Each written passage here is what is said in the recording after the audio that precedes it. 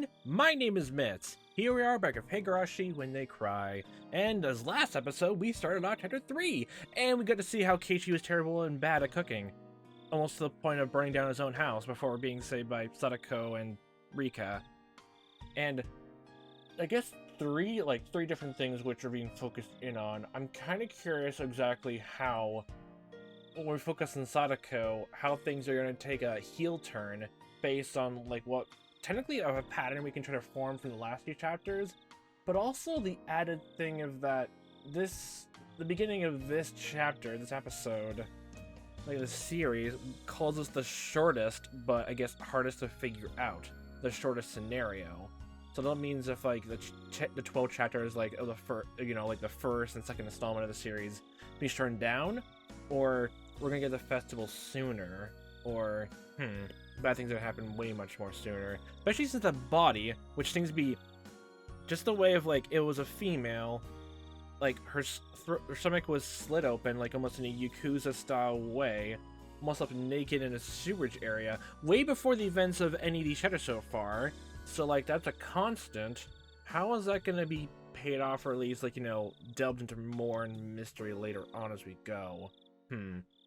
We're definitely getting a more psychological view on Sadako, because of course we're going down her route chapter anyway at that.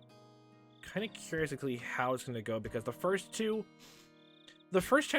with Reina was literally just all about getting acclimated to Hinamizawa and the friend group, and learning all about the mysterious murders that happened, and there wasn't much added to I guess Reina, purely just from comparison to 2, with Mion being heir to Yakuza, and technically having some sort of involvement in the past murders, which, oh my god, I just realized I can actually call her out on that. She actually was indirectly or directly part of the last ones. I can responsibly hate her now. Nah, not really, but still, it's just funny to mock though. It's just really just funny to mock though.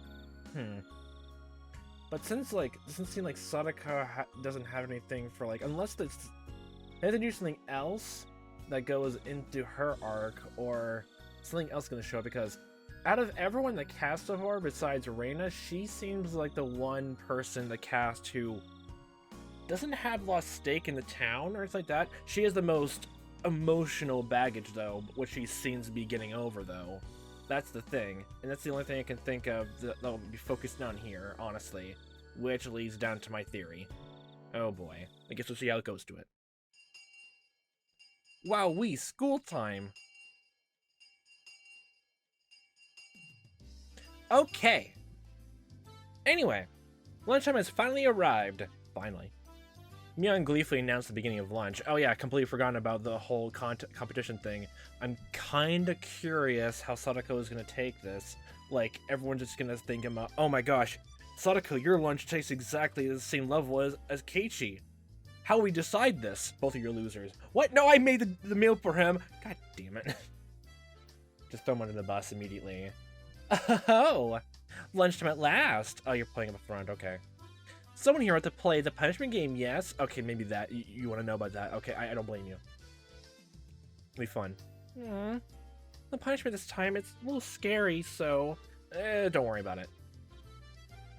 Sorry, but Reina went all out in making her bento. In Reina's case, I don't think she'd lose even if she wasn't taking it seriously. This is why you go in the middle of the night and spread, accidentally burnt everything, putting it on a pan, breaking into Reina's house, and sabotaging your meal like Sadako did with your curry event. This is how you do it. You gotta play dirty. Neep. We tried our hardest too. Sadako and Rika-chan made separate lunches today. Usually the same bento, but that won't do for the showdown today, will it? Oh, I'm assuming, okay. So both of them just have just one giant bento box just to carry in. I only just imagine I'm getting reminded of Angel Star and Phoenix Star, just a 12-layer Decker just lunchbox just carrying in on a goddamn trolley into the school. Yes, it's quite alright. Rika and I made sure to make separate ones. Wow, Sadako-chan and Rika-chan both tried really hard. How exciting! What's a little surprising that Kei-chan was able to make a bento. Do you even know how to make bento? Good job, Kei-chan. Looks like you really can do it if you try. Did you learn anything from Sadako's cooking at all? I assume not. I scratched my head and gave her a dry smile. Oh, I see. You're not gonna lie your way out of this? I see. My bento today had been made entirely by Sadako last night. Had none of my personality. Man, your heart and soul, your blood, sweat, and tears are not a part of this dish at all. And since this whole entire group is made of demons, for good or the bad demons, they'll know. They'll sense it. You'll be outed. So there wasn't anything in there that they could praise me for. What does Keiichi's bento look like? One at a time. Oh, I can't wait to see. Don't expect too much. It's just a lot of rice and side dishes from last night. Oh, you're doing the roundabout way of, like, omitting information. That's a lie of omission, Keiichi. Are you gonna continue down this path? It's a good path. Leftovers are the foundation of bentos.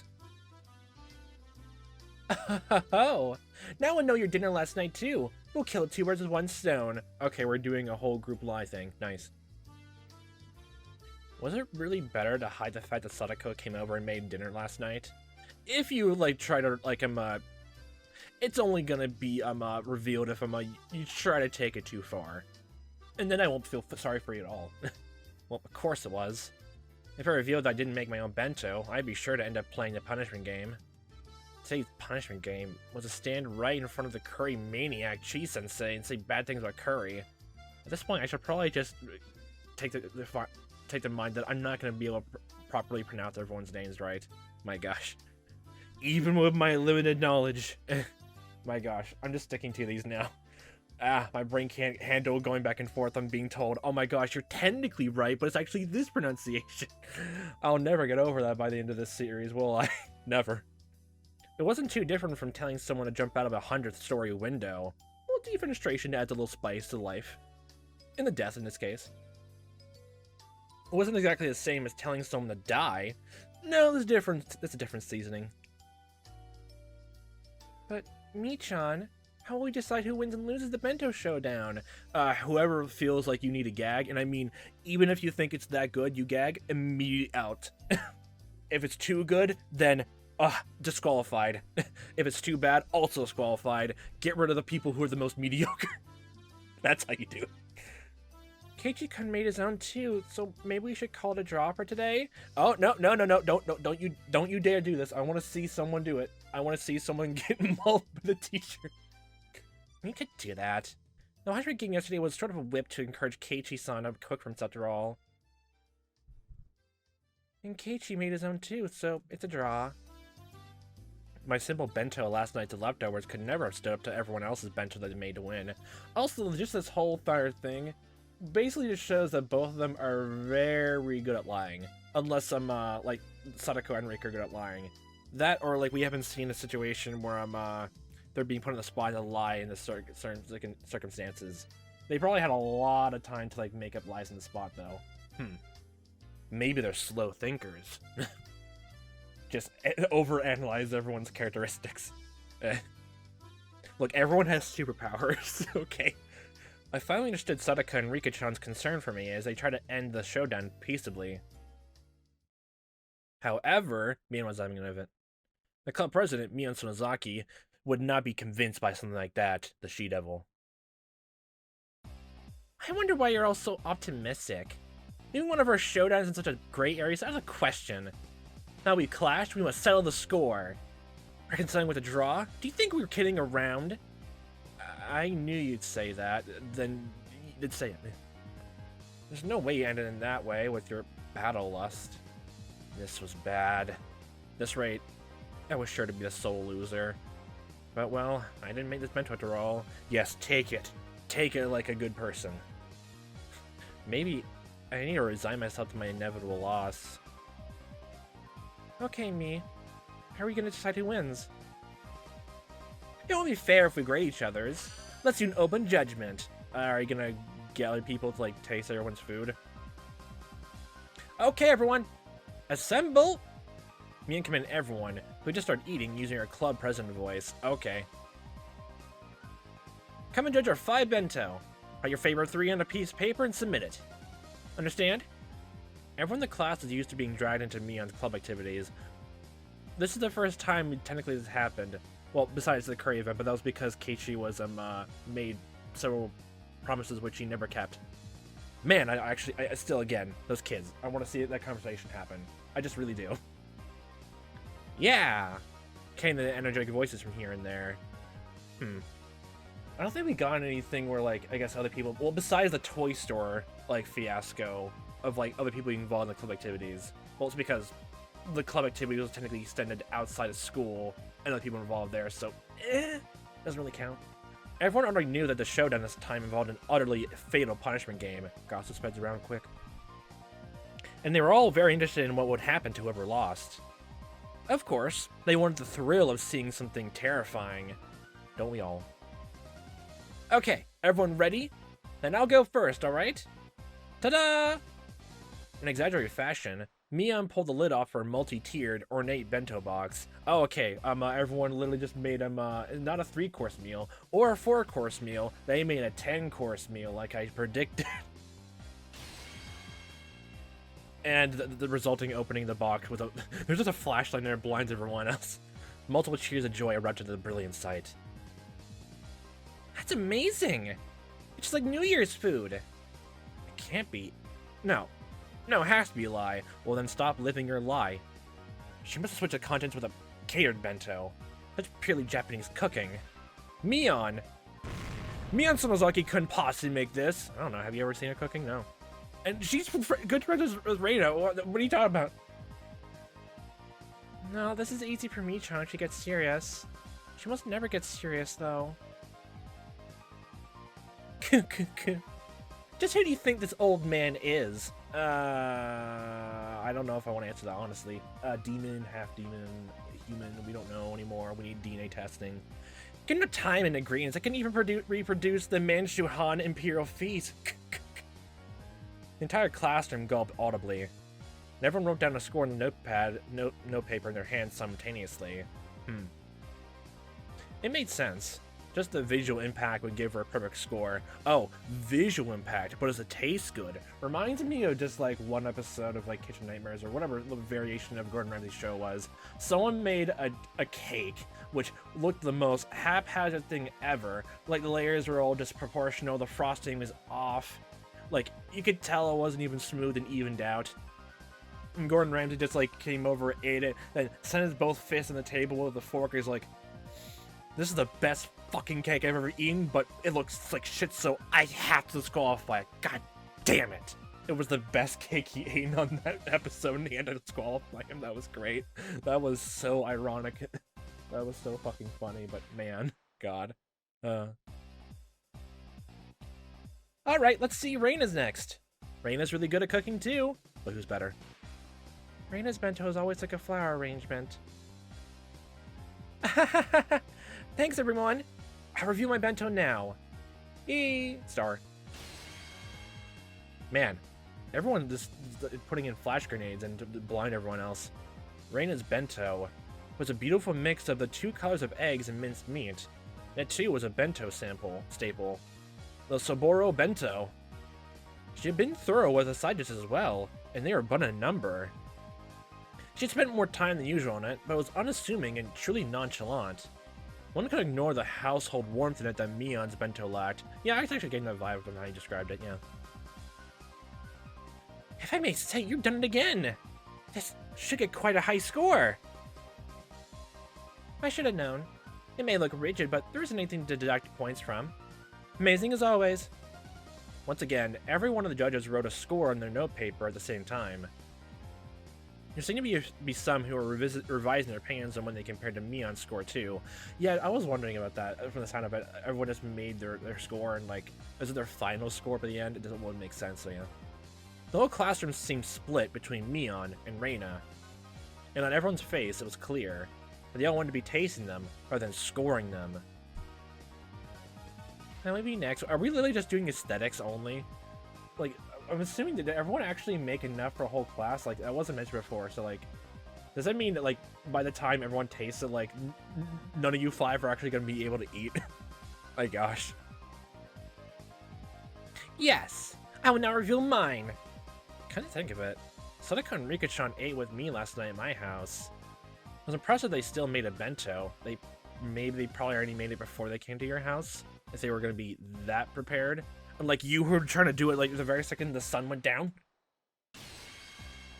Man, so many flashlights. Both their bentos were clearly lacking compared to Mion's artfulness and Reina's perfection. However, because of that, you can sense from them how hard they worked.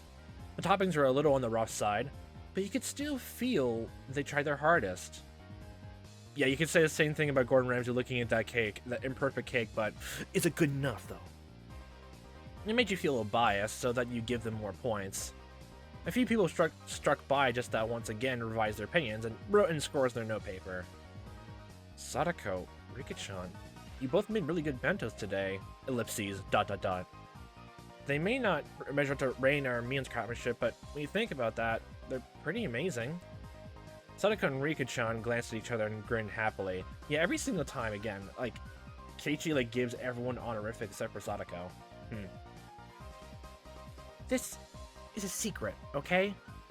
Mutter, mutter. Whisper, whisper. Eh? What?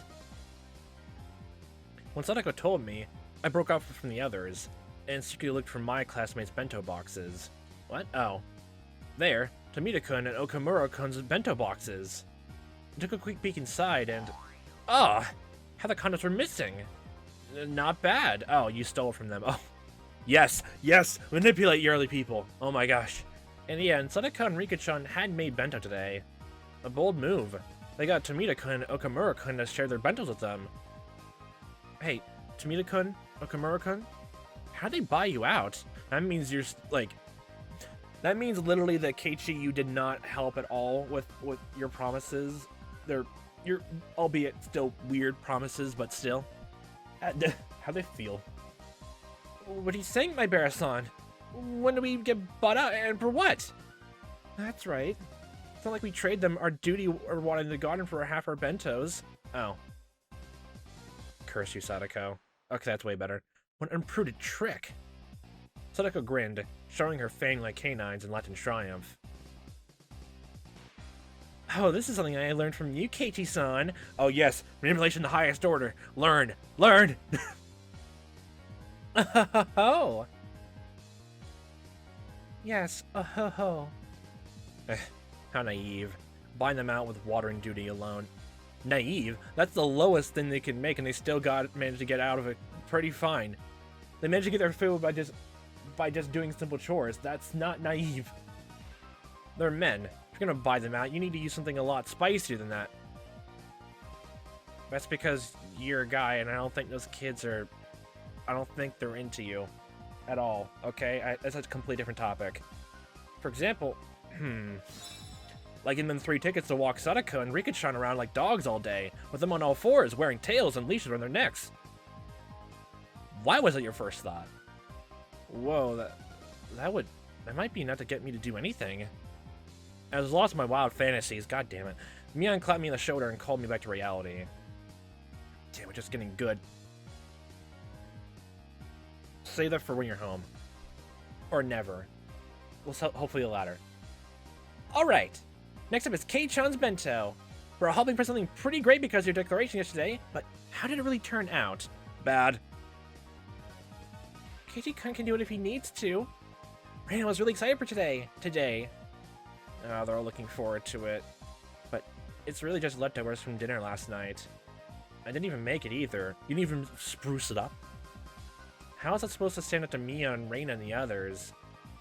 No, that's it. Feast your eyes on this. Ha! Explosion. I tore the lid off my bento box. There weren't very many cheers. Yes.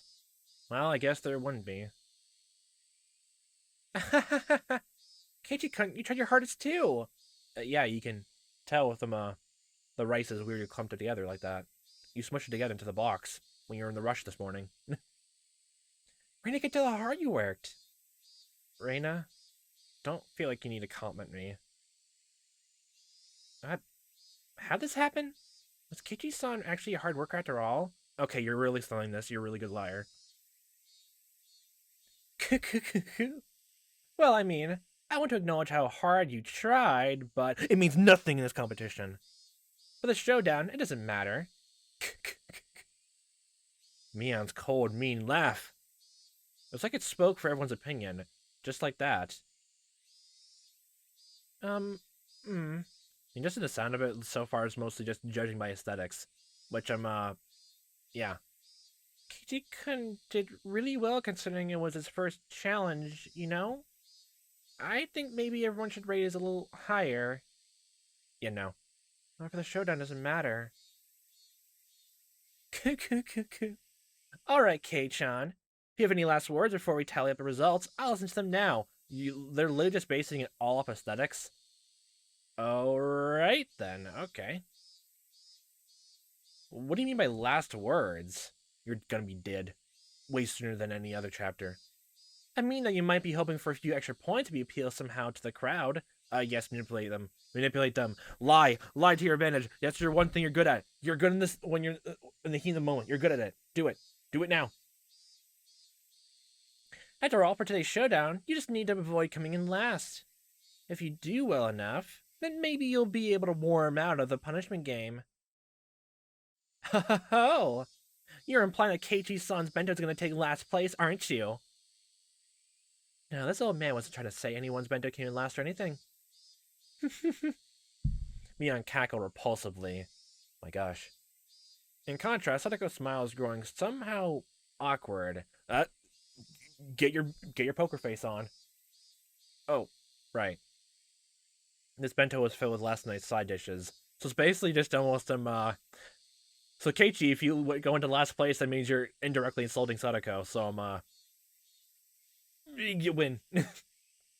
My gosh. That means it was basically a bento that Sadako made. And Mion outright said it would come in last place. Michan, aren't you being a little mean? It's all a little fun and games, and love, death, and war. But war, mostly. Or Keiichi-kun. Reina. Kei-chan knew he wouldn't lose today's bento showdown beforehand, didn't he? He couldn't. Oh, okay. He did all that grandstanding yesterday, well aware of that. I don't think there's any reason to go easy on him, do you? Right, Sadako? Do you know what happened? Do you know what's actually happening? Yes, you're right. And he came here with this mess. It makes me laugh. Oh my god. Oh. Wait, Sadako-chan. You can't laugh at him. That bento just so ridiculous. I can't help but laugh. My god.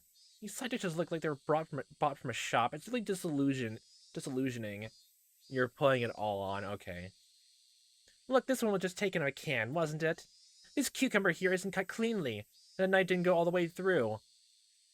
I didn't realize you're all your world-class chefs. What the hell? Kei-chan, you never use a knife, did you? Okay, just the sound of it, Sadako doesn't know how to use a knife. But from the sound of the very beginning of chapter 1, it sounded like a hammer instead of a knife. Like loud pounding. My theory is not off the mark. Your life experience is apparent. No, this goes beyond a simple lack of experience. The presentation is fairly monotonous as well. Yeah, actually, no, Keiichi, that's all your fault, actually. Honestly on your fault. It's almost a shot to see such a lack of taste. It was my first experience putting food in a bento box, so... Look. Tetris. Actually, when was Tetris made? I keep mentioning that. This is 1983. When was Tetris? When was Tetris? Where were you when Tetris did? Release date, 1984. God damn, that's a year from now. God damn, I can't make those goddamn jokes. Well, I'm from the future, so I will make them all as I can. Of course I'm not gonna look too good. Of course I'm not gonna look too good. Kei-chan. There's a bigger problem than how you put it into the box. Tomita? Okamura? Explain, please. Tomita-kun and Okamura-kun were chosen from our many underclassmen. Tomita-kun quickly adjusted his glasses and took a step forward. Anime flash. Meh. Hi again. My fatal flaw in Maebara-san's bento is the coloration. Oh my god. As you know, there are 3 primary colors forming the baseball colors. Oh, they're just, okay, you're just talking about design-wise of the bento box. Okay. Why is everyone just a design nerd in here? Okay. My god. So if you want a well-balanced color scheme, then excluding white and black, you need those 3 colors. And nevertheless, you remove the white and black from Maebara's bento, well, it would be left a dark green. Ah, dark green. No one to eat if you describe it like that. Eat your spinach. I don't, but everyone else will have it. I had forgotten. Tomita and Okamura couldn't have been bought out by Rikacha and Sadako, so they were trying their hardest to let them win and make me lose, weren't they? Yep, and inadvertently salting them. That's actually kind of... that's funny. What strong wills they have. It was charming if only because they were working so hard despite having been bought out. The side dishes have no spirit in them either. They're all pre-packaged or canned food. In other words, out of the 3 necessary requirements for bento, love, spirit, and taste, we can assert that Maebara-san's bento is lacking 2 of these. Oh, you can't, oh my gosh. I was gonna say, like, you can't tell the taste. The classroom, convinced with the elucidation of the mystery they were thoroughly baffled with, raised mysterious groans of admiration. Groans. No heart and no spirit. It's decided then. Keiichi Maebara. Okay, say goodbye to life. This may sound cold, but if you realize how fun cooking is because of all this Keiichi-kun, isn't that enough? Enough? Yes, the fun of almost burning down the house. In any case, everything is fine as long as I'm not doing the punishment game. You haven't faltered once, actually, Rika. Honestly, nothing about that. Sadako is like having all the, I guess, like small, emotional turns and pulls. Reina was giving a dry, a musical note smile as well. Oh, it's been settled, Keiichi-san. You're gonna be the one doing the punishment game. Oh, you didn't even have a chance to speak something, Keiichi. Speak it. Dig your own grave. She left it in such a vile manner, but she didn't look like she meant it. I know that Sadako speaking ill of bento that she practically made herself in front of the whole classroom. You can tell how painful the laughter was. Okamura-kun said that before that this bento lacked spirit. Among all the bento laid out here today, there wasn't a single one with as much spirit as this one. Well, that's context clues, honestly. And, maybe no, honestly, just because you did a terrible job presenting it, that means yeah, you bad. This is all your fault. This meal that she made for me yesterday in such a good mood, though it looked like she wasn't a bad one. Keiichi, stop.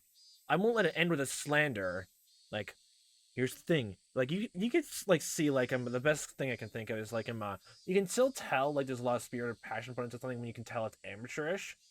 But, like, just in the way of both them, I guess, if the whole can thing, like making in a hurry or something like that because of how late it was in the night in the cooking thing. Plus, like, Keiichi just slapping into a box with no just derision or just decision. Like, anything meaningful thought plays into it, then of course yeah, that one give good points. Yeah. Well then, last place, Keiichi-san. Please, admit your honest defeat already. Could you wait just a moment? No, go across the hall. When I began to speak in a low voice, the expressions of all the members of the club changed. Mian clicked her tongue. This man was baring his fangs at the last moment again. Vampire teeth.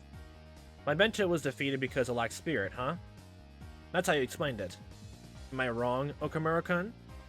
Okamura-kun, who had suddenly been placed in the spotlight, looked flustered for a moment. Immediately, he stammered a reply that I was right. Oh my gosh, okay, we actually see his face again. Actually, his actual unbrow face, actually. Oh my gosh, this is new. Oh my gosh. How do you measure spirit? By difficulty? By effort? By sweat or tears? By its manifestation? Then how would you rate these burns that are still on my hands? That's just that dedication. Wow, Keiichi-kun, those are oil burns? Great, the burn marks from when I almost caused a fire yesterday look just like I was having a ton of trouble cooking. I don't see these burns. I feel like you're lying. Oh my gosh, I wonder how, like, It's probably one of those things like, Oh gosh, actually, I think I remember having a few times actually burning myself, and I think like my skin actually went lighter, paler, because like blood couldn't rush into it. I don't know the science behind it or biology. I could clearly tell the classroom was forced to acknowledge the effort I put into it. I see. I turn your failures at cooking due to a lack of skill to scars of hard work instead. Yes. As I thought, I cannot falter on this man. He's not a man technically, he's a boil. That's right, I lack skill. I'm so bad at cooking that my grandstanding yesterday was pitiful. But I didn't run away here. I fought, and I delivered these results. Is that not spirit? What do you think? But is there love involved? Reina wants to acknowledge it. Nobody can keep on going if their defiant spirit doesn't get valued. The girls in the class are in non-agreement. Okay, the tables are turning. But exactly who are they gonna say is in last place at the end of it, though? But Tomita-kun and Okamura-kun, put out by the objects of their unrequited affection, weren't able to lose either. You have fun trying to convince them without telling the rest of the class of your little fiasco. They shifted to the counterattack, clearly exceeding the price they were paid. I see. I understand your feelings, Maebara-san. However, if spirit was all that mattered in cooking, the world wouldn't need chefs. That's right. But chef brought you burned steak and said they put their spirit into it and tried hard. Would you pay them? You wouldn't, would you? That's the same thing. My god. That's right. That's how it goes. The male students took Tomita and Okamura's side. Yeah, I guess there's also a thing of like, I guess it's sort of semi-biased as well. Like, I think I remember like some kind of scenario talking about it. I can't remember where I found it or if it's even true anymore. Of like, would you trust a skinny chef or like, you know, a more chubby chef? Because they guess they didn't like a lot of the food they tried, or the food they made, or others they tried. But like, a more chubbier chef, like has a great love for cooking and food. Yeah, small bias there if you think about it. Yeah, they did have a point. What about consideration? Amy did get a totally black steak. If I knew how much the mother who made it struggled, I would eat it. I would eat it all. Yeah, but this is a competition, and this is not the whole thing of like a mother like putting love into the food to like, you know, feed their kids. This is a competition. You're trying to combat your hard work, effort and love, quote unquote, into a pure logical like comparison, contrasting competition. That's not gonna work here. The only people you're gonna appeal to is like artistic people. This time the female students that class took my side. Then they just like went back. Okay, they're going back and forth. Good. Now we're even. What? Besides, a bento is a refinement of one's love given form. It means something when the other person feels that way. Other person? Does your bento make us feel that way, Maebara-san? No, doesn't make me feel that way.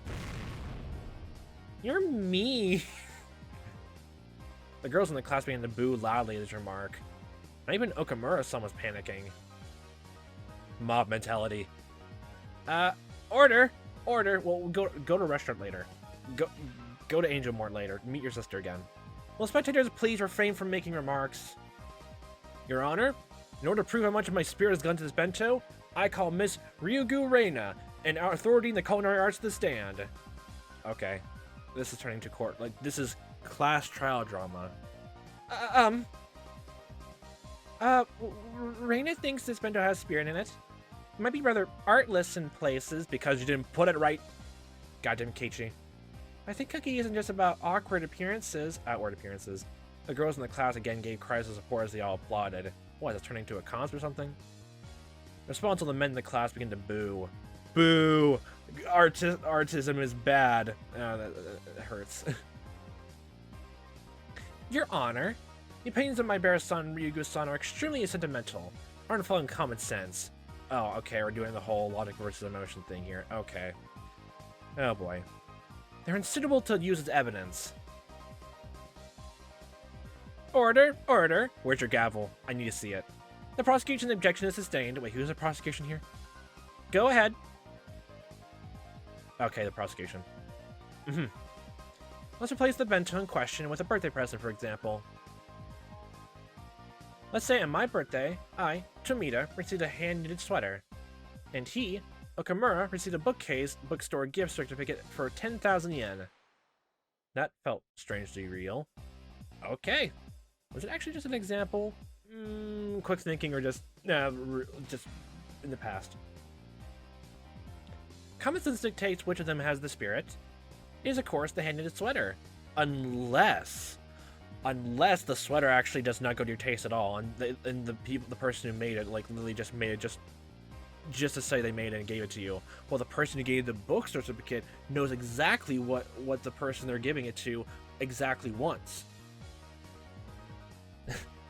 Going back to this bento, this would be the handmade side dishes.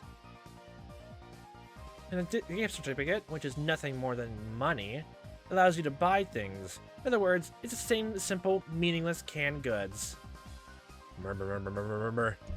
The boys and girls will begin to argue amongst themselves about presents. Okay, Christmas is coming early. Christmas in July. They're all talking about what they received as presents in the past. Okay, everyone's going on rambles now. Damn.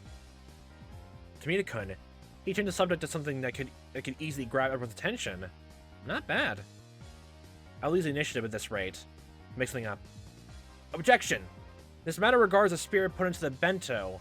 Is entirely different from birthday presents, as they each are their own unique situations. Yeah, but it's a competition, so this context and situation is its own unique thing. Overruled. Will the prosecution please continue? Damn. The judge is biased. Throw them out. Now then, what's important here is the fact that the spirit of the giver and the spirit of the receiver are totally different. We're waxing philosophicals.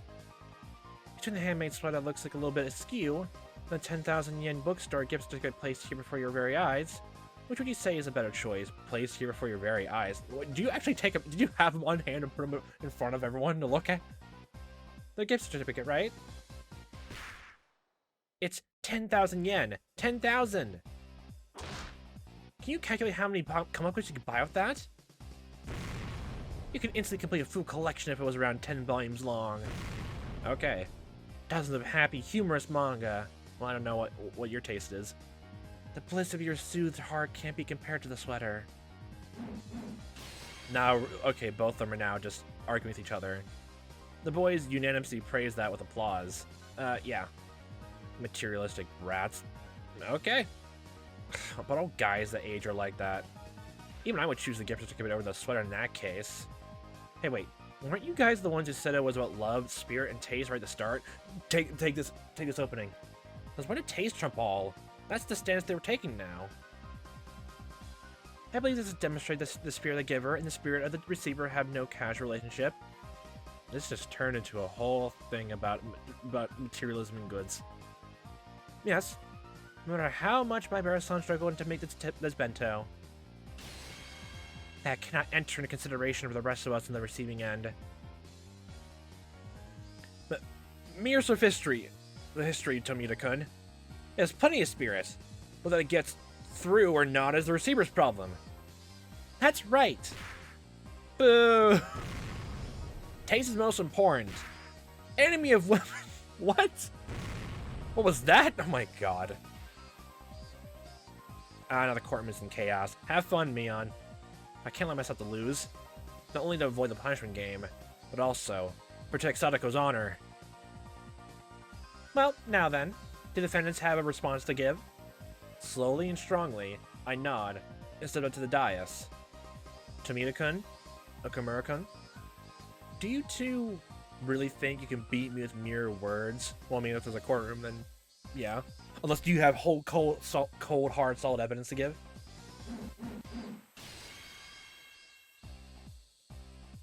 The prosecution just said that we should value the gift without basing it on the spirit of the giver. Correct? You know, this slowly seems to be going into like a roundabout way of death of the author again. Man, I can use my linguistic knowledge into this. At some point, I began speaking formally. A research paper. Yes, that's right. No matter how much you labor to make that bento, that labor should not factor into her grading. Then I have a question for the prosecution. If I, Maebara, were to take the bento I made for today and place it beside one bought from the store, would both of these be given the same score then? The prosecution hesitated to speak. Got you. That's right. A convenience store bento doesn't even come close to a homemade one. No matter how badly made it is, it has far more spirit than a bento that you just bought would ever have. You see, that spirit is being graded, meaning the spirit the cook put into the bento has already reached the recipients. Admit it. I mean, if it's a bit sloppy, at least there's more, I guess more thought put into it than just I guess, like, just making same food on a mass scale, almost. Boom. Those impactful words drawn in the air behind me, I point my finger. Phoenix Ray anime, extended finger out, wind blows, everyone, gets shot back. Someone gets shot through the window. They clap outside. Oh, God. The girls, led by Reina, broke into applause. Oh, you were leading them on, okay. Some of the boys are admitting it, too. I'll admit it. You admitted it? You admitted it, right? Then let's move on to why a convenience store bento has no spirit in it then, huh? What exactly is the spirit in a bento in the first place? Objection. My barrister was trying to deceive the court by using abstract expressions. Weren't you talking about taste and all that? Objection overruled. Okay, the judge is now no longer biased. As long as they're biased in our favor, then they're not biased. This sounds interesting, so listen till he's done. Got him. Now, I'll show you two the difference between us. Keiichi's older than you. Biggest difference. Your Honor, I'd like to call Miss Rika Furude to the stand as a witness. Me. Even for Rika-chan, that must have seemed like a bolt from the blue. There's no doubt that she never dreamed the point of my spear would be aiming at her. Spear? But Rika-chan, you said before, for this showdown, it doesn't matter. Poker face. Rika Furude-san, your bento today was very well made. It looks delicious. Meat? Yes. Sadako and Rika-chan's bentos had been made of half a Tomita-kun's and Okamura-kun's. The prosecutor's faces turned pale, but they were too late. Reina, would you bring Okamura-kun's bento over here? You're gonna throw them under the bus for this? Okay. Huh? Okay, sure. What? Your Honor, my bento has no relevance to this case. Overruled. What the hell, Keiichi? Your Honor, I submit Okamura-kun's bento box as evidence. Look at it. Look at it. Look at what's inside. There's only half in there. It's not about whether there's half. Please, look a little more closely. See? They're exactly the same! My God, you're literally just... Are you actually just revealing the fact like the whole exchange took place? Okay. Your Honor, you've seen it. Miss Rika Furude's bento was stolen from Okamura-kun's. There's no way such a thing could have spirit in it. You're just now tossing the blame around. Literally try to help you out. I know you're tossing the help under the bus. Be crushed and ground under the tires. Man, I can already hear the rubber is gonna be squealing now against you now. No, but that's just a coincidence. You ate it before you came here. Admit it. It's already obvious. Spirit. It's a game of catch between the giver and the receiver, right? The bento box, then, is the ball. Then who has the mitt? That bento is something Okamura-kun was given, from mother to son. That means Okamura-kun is the only one who can feel a spirit from this bento box. That's been disturbed and been stolen. He no longer has that spirit. What? Dun dun dun. Okay. Yay, that did it. Yes, throwing the people who helped you into the bus. Yay. Huh? What? Doesn't that mean, like, I think everyone's first question is, how did you know that? Unless, you know, you saw it happen. But then why didn't you bring it up before? It's gonna go around in circles and going against you now. I hope you lose now, Keiichi, actually. Is that true? Rika-chan, is that true? Me.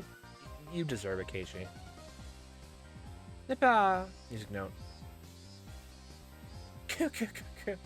I see how it is. Mion, the judge, folded her arms beginning to hum. I couldn't even take a guess as to what Mion was laughing about. She knows all, sees all, she's a demon, she knows everything, never trust her. Ostracization, discrimination already.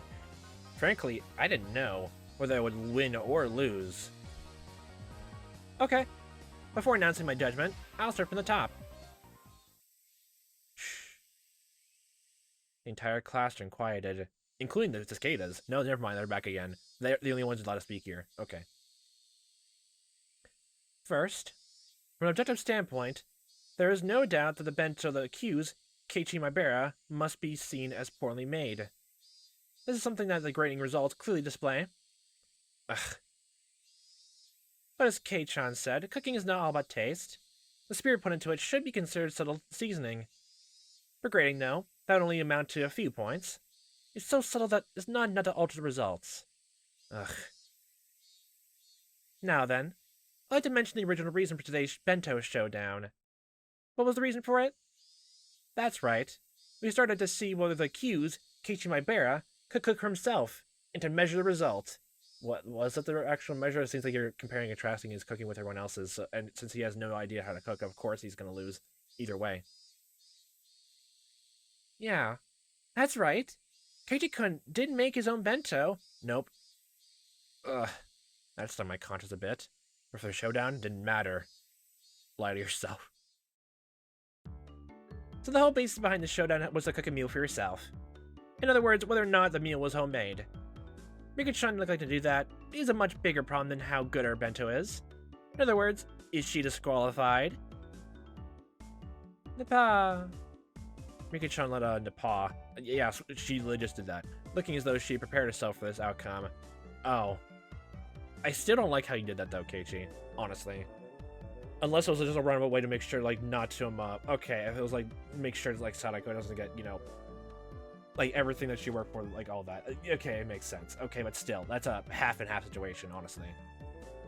Don't take it personally, Rika-chan. In our club, things like that don't matter.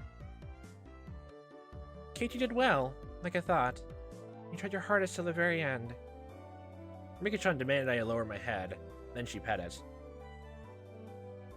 And everyone realized the subtlety of that expression. They all know he cheated. With that over with, this case is closed. Briefcase. Shut. Today, last place goes to Rika Furude. Whoa! A miraculous turnaround. And last place went to Rika-chan, the one everyone had least expected. I think that everyone at least expected would be the person who has the best cooking look at all. The whole classroom went wild. Amazed you managed to avoid coming in last place, such a terrible bento. Psycho looked at me hatefully. I spoke in a vague kind of voice. Yeah, honestly. There's no way I'd come in last. I feel like this is weirdly foreshadowing a subtle nuance for the rest of this story. There's nothing as bento that would deserve last place. But it's all poorly made side dishes and canned goods and has no style and grab. Sadako speaking more and more poorly of herself as time went on, so I roughly grabbed her hand and began to stroke it. Pat pat. I told you, spirit is more important. This bento isn't all about appearance. It's got all kinds of flavors in it. But spirit isn't the only thing. It tastes totally weird, and how do you know what it tastes like right now? What about it is weird? I thought it was great. It was absolutely great. You're mixing your metaphors here now. That's why I packed it.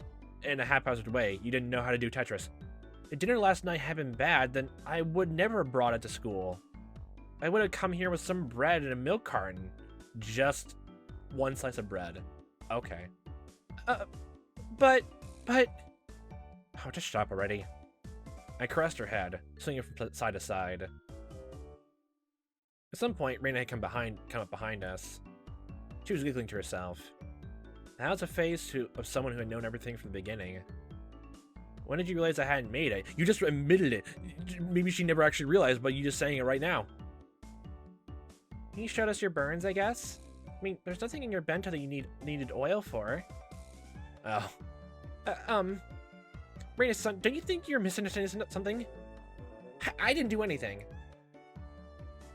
Huh? I mean, literally, you don't have to think that. You can literally just think that I'm a Keiichi trying to make something else, got oil burns and trying to make something, then decided to change tactic to make something more easier. Honestly, that's literally how you take it. And Keiichi, you ruined it. You admitted it. You're literally making the same exact mistake in the first 2 chapters of this game. My god. You never learn. Which makes sense because we're going back in time, technically speaking, but still. You never learn. Sadako-chan, you weren't the one who made this bento? Then did Keiichi-kun make it by himself after all? Okay. Then I guess he did. Reina smiled roguishly and turned from Sadako to me. Handshake. When you cut cucumbers, you hold a knife like this, and go like this. As for the colors, you can express all sorts of things if you place vegetables in the right way. Not just artistic vision talking. This lecture was clearly not meant for me. I think it should be for both of you, honestly. But you've gotten a lot better since the last time you showed us. I see you've been studying. If you keep this up, I'll bet you'll be able to make better and better dishes in no time. He continued saying words clearly meant for Sadako while facing me instead. Sadako was wearing an ambiguous look, and couldn't even nod her head at her.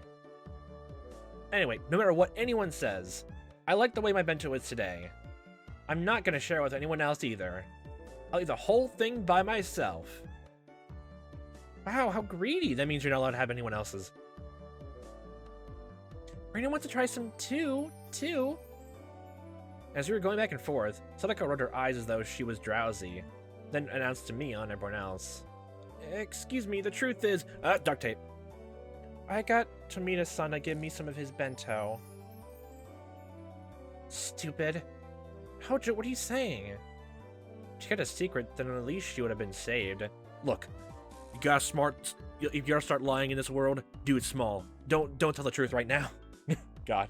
Tomita-kun looked at her with an expression filled with regret and surprise. Huh? Is that true? That's just gonna lead down to a whole thing of like, why didn't the two of you make the food in the first place? That's gonna lead down a whole rabbit hole. Really? Oh my, Star. Mion spun her finger around, then pointed to the hallway, sentencing Sadako to the punishment game as well. Sadako left the classroom behind her, completely prepared, as though she was going with Rika-chan on an errand. Okay. Okay then, both of them are gonna have a fun time then. I can't let Rika go alone. Okay, oh, that's adorable. I'll accompany her to the very depths of hell. Ominous. You don't need to go that far. Yeah, just this one staircase down, you're already in the pits of hell. My word, Keiichi-san really is terrible too. Humiliating only Rika like that. He's truly a rotten person. I didn't mean it. Technically, yeah, that's what it sounded like. Just from the way you technically you're trying to mean well, but in the same way you're trying to humiliate someone else in the same way. It's a great situation, honestly. Very great. I couldn't just return Sadako's kindness with malice. Hey, Keiichi, how about you, all 3 of you take the punishment? I might even actually make the punishment even worse if the teacher's like seeing 3 of her students like just bash Curry in every week conceivable way. Hey, Sadako really is silly. Rika-chan spoke so that only I could hear, grinning happily. Now then, let's be off, Rika. Punishment games are one of our duties as club members.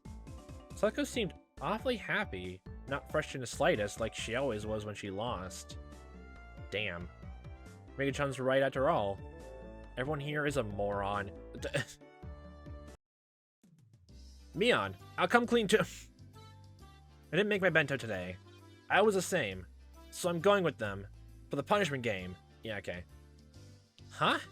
You mean you, Kei-chan? What's going on? We have a bunch of cheaters in our midst. Ooh, good luck. The punishment game, I mean. I'll get the first aid kit ready. Call an ambulance in advance, will you? Maybe a hearse, just in case. No, hearse first, then ambulance to assess the situation. Leaving bewildered Mion and a happily smiling Reina behind the classroom, I went to the hallway. What are you doing? You finally won for once. For once, you never won at all. I had no idea it's such an odd taste, these punishment games, that you go so far as to volunteer yourself for one. Well, that just means Keiichi is masochistic. A sadist. No, he's just masochistic. He's not a sadist right now. Guess so. It's a little much for a hobby, eh? I swear. I think you're underestimating this one. We're one thing, but grave harm may actually befall you, Keiichi-san. Only you, though. I hope you're ready to have 1 or 2 ribs broken. How about 3 or 4? That sounds like it would hurt. I don't like getting hurt. Okay. Well, scratch out masochistic. Maybe emotional pain, actually. Keiichi-san, you just stand there and nod along, okay? Rika and I will smooth it over. I swear. Nope, Keiichi, you dug your grave. Do it. I can't believe they'll look after you even during a punishment game. Seriously. I already knew their pouty behavior was a sign that she was actually in a really good mood. So it made me want to smile. Hey, I do want to eat some vegetable stir-fry. Sadako, can you make that? Oh my gosh, I called it. What? There's nothing it can't do if I put my mind to it. You can make it very well. I really like Sadako's stir-fry. She was uneasy at first. Once she got assurance from Rika-chan, he turned back and looked at me with once more confident eyes. Look, learn how to do cooking. Just go to a kitchen randomly. Is there actually a kitchen here at the school? I mean, there's just home ec classes, I guess, so yeah, there must be like a small classroom for it. So go there, make the food for lunch. There's enough time. Then go back to classes. Even if like lunch is almost over, make the food. Insult the teacher even further. It's settled then. Let's go shopping for stuff for the school today then. I don't really have an idea what to buy after all. That is true, isn't it? I think it's still too early for you to go shopping at the supermarket, Keiichi-san. It made me anxious, but I wasn't watching. Okay, I'm a gas station store. My god. And Sadako makes me anxious that she'll buy the wrong thing if I'm not watching. Rika? Meep. That's adorable. The conversation continued as we walked, till we finally arrived before the door to the teacher's lounge. Okay, let's get this punishment game over with and discuss the menu for tonight. Honestly, we move even worse since the other teachers are there. Let's discuss the menu for tonight then. Meep. Hoshi. That means star. Rika-chan gleefully grabbed at my arm. In turn, I pulled Sadako to me, grabbing her shoulder with my other hand. We'll all be together in death. I won't let anyone die alone. I'll kill it. Like, I've only known these people for a month, but I'll kill everyone in this room and then myself. We're all together. I won't let anybody die alone. What an indiscreet thing to say. Yes, ominous. Very ominous. What no parts things are disturbing. You don't want to be the last one to die. It makes sense. She may have sounded annoyed, but she was so happy it was going to make me blush. Alright. Just beyond this door is the world after death. However, we shall return. I think you need some quarters or anything like that, like crossbow sticks, and then, you know, get reincarnated and all that. All of us will. Yes, everyone will. Then, let us sally forth. Who's Sally? And what are they done forth for? Oh my gosh, I can't believe it. Chi-sensei has the same office as the principal. Slam. We open the doorway into the world of death. Like she did every day, just as the sun rose in the eastern sky. Chi-sensei was eating curry for lunch.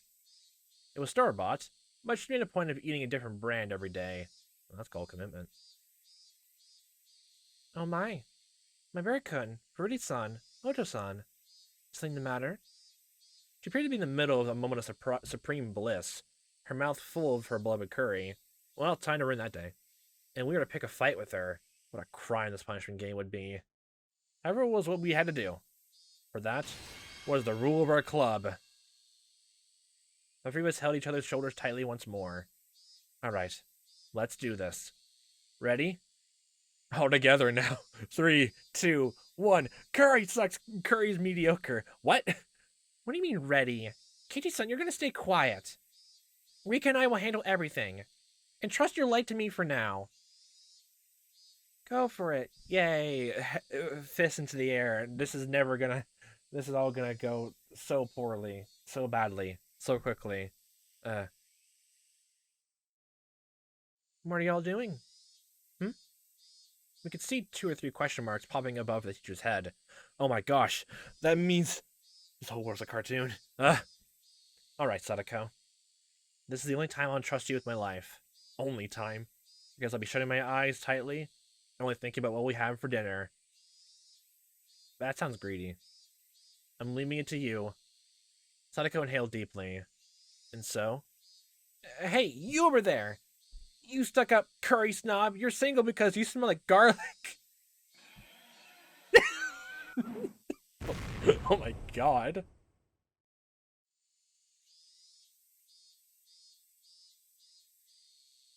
Well, this is probably where the ghost possession comes in. My god.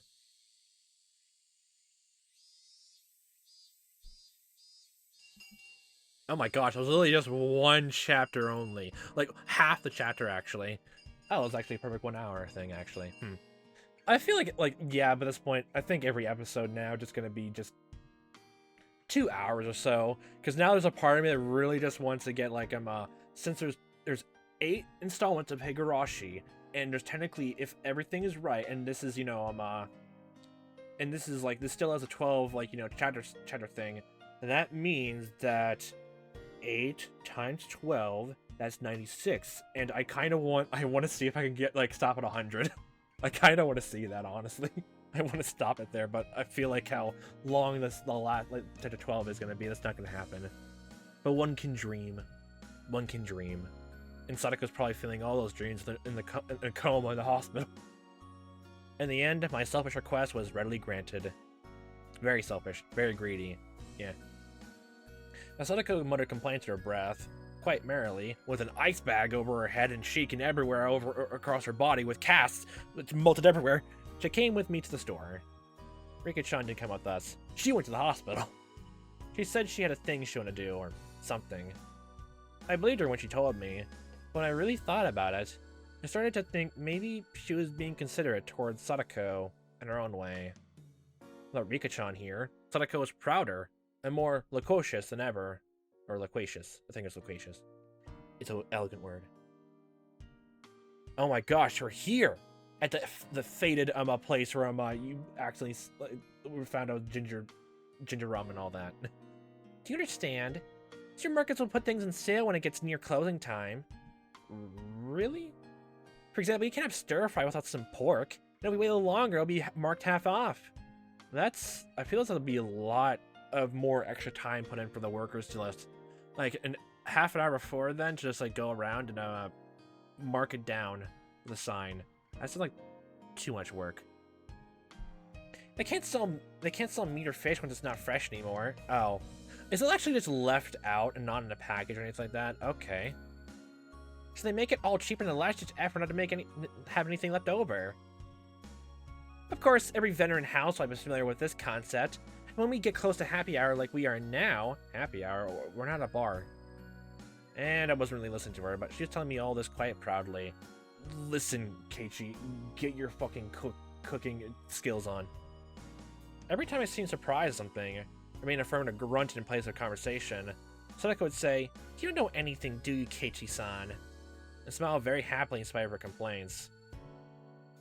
She led me by the hand to all sorts of stalls, one after the other. I wonder how if the demonic possession, like, angle is right, I can totally just... Oh god. The whole sibling dynamic they're slowly forming here, like, they technically always had in the beginning. I wonder how that's gonna get corrupted by the end. Oh, it's gonna be sad. Oh. She was in such a supreme mood that just being with her cheered me up. Merely being pulled in Sadako's pace is a lot of fun. Hey, why don't we just go with this economy-sized pack? Whoa, oh, whoa, there's a real good-looking one with cheese in over here. Keiichi-san, you have no financial sense. Yeah, do you have the money? I thought, your parents didn't give you any money for this, so have fun. That means you're leeching off of Sadako again, even more. Ah, I dropped my slinky. Look at this. It's over our budget. We don't have enough money. Sadako pushed a handful of receipts in my face. What? What do you mean you bought all this? Or coupons or something, hopefully. Why can't Sadako do these kinds of mental calculations when she's at school? Because she cares about this stuff instead of I'm pretty sure pure calculus. Advanced subjects. Drat. Should we buy a load of the normal ones or buy fewer of the better stuff with the cheese in it? This is quite troubling. calm down. For boys at your age, it's wise to choose quantity over quality. Sadako, you're being too strict. A man's heart desires both quality and quantity. Why can't you understand that? Well, in this world, if you can't have both of them, which do you want to sacrifice? That's the hard lesson we need to teach you here right now. Right here, right now. What is the size of a man's heart? His wallet wouldn't be any bigger. Well, that's the thing. You just buy a bigger wallet. But then the inside of the wallet would be small. I swear. Hey, stop clinging to the glass so stubbornly. Like, what? They're enjoying ourselves in such an exchange. I started to hear energetic voices coming from over the butcher we visited earlier. Oh, you're pressing your face against the goddamn glass. God damn it. Wait, what kind of meat has cheese in it? Did I misread the whole situation? Yes, there's pork with cheese in it. What the hell? I think I remember hearing that thing before, but you could see a handful of housewives flooding the place. Oh no! Well, I mean, if what you're saying was true of the half-off thing, of course everyone else would try to take the deal too. If you don't hurry, all the half-off pork will be gone. Ow! Ow! Ow! Oh, don't pull me! Don't pull my neck! How is she tall enough to reach that? Strangle. Ring! Why I oughta strangle! Sadako really seemed like she's having fun. We took a baseball bat and slammed against housewives to grab some pork. Then we ran to the cashier, bought the rest of the supply, and flipped them off. We left the cashier in the store. She looked like a kid who grabbed her family's hands while running towards an amusement park attraction. In the end, the bag of pork we obtained was so normal that it almost hurt, but I knew that it would taste absolutely delicious. I swear, this whole dire chapter was just going to be a whole entire thing and making me hungry. I literally had to eat food last chapter, and now I'm going to have to do this whole thing, even though it's late at night for me. God damn it. Outside, at some point, the cicadas had been replaced by the Higurashi's chorus. The air was so clear, and it felt so good. Our silhouettes stretching out on the ground made for a really wonderful picture. We had filled our bicycle baskets to the brim with our shopping bags. We only contained ingredients and various other foodstuffs. Even so, every last thing packed in them sort of looked really happy, and made me feel really happy in turn. You can sense the items in the basket's happiness. And then they're gonna be turned into food, and then we get to eat them, and they're gonna cry! Okay, I'm so...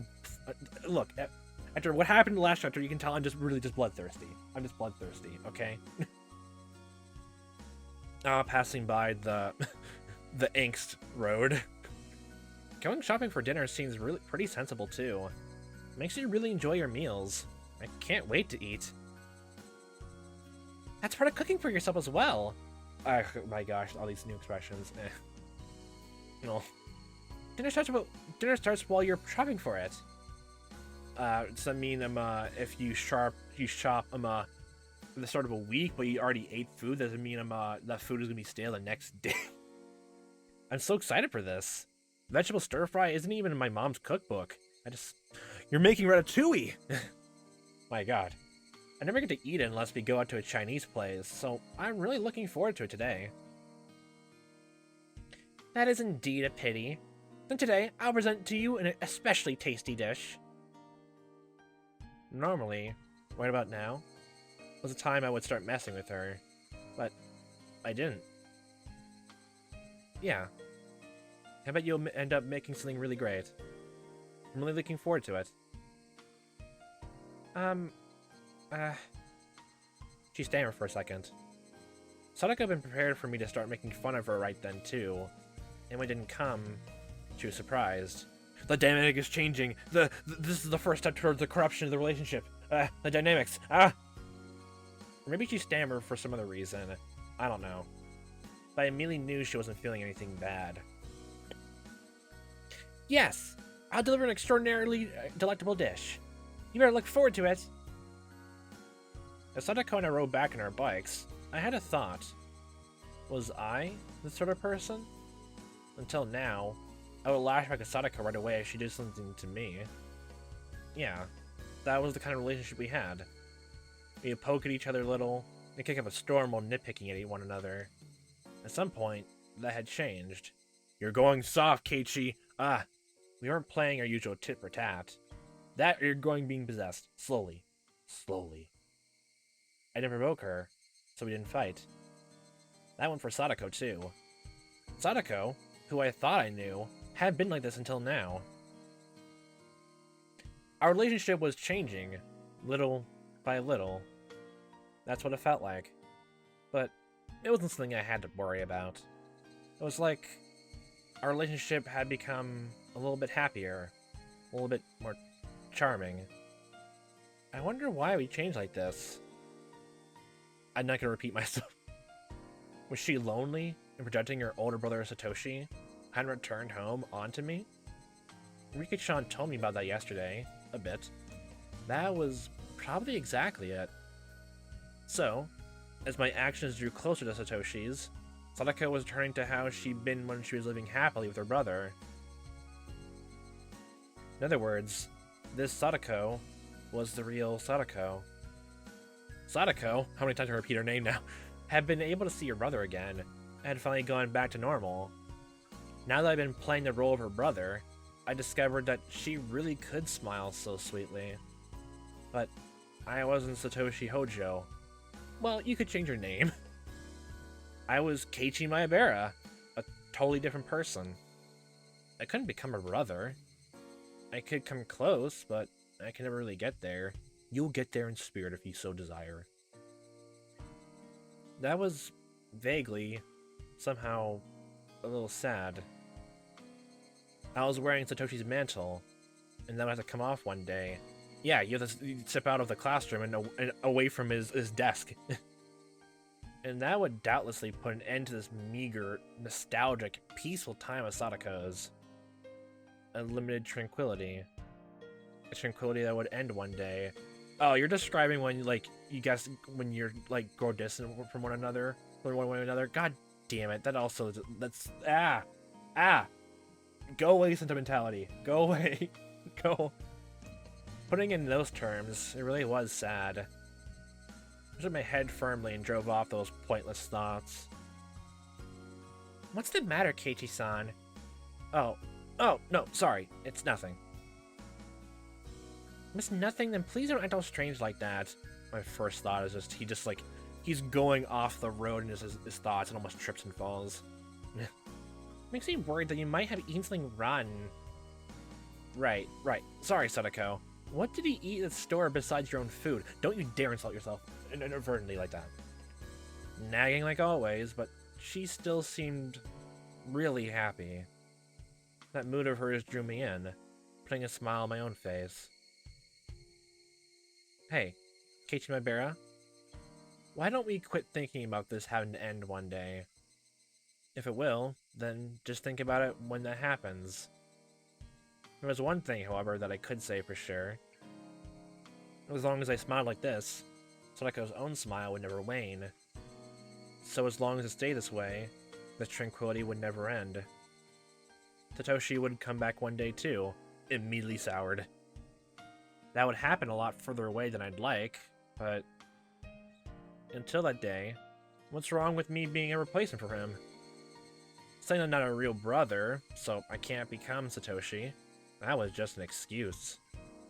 If I just didn't run away, Sadako would stay happy and live a fun life of annoyed nitpicking.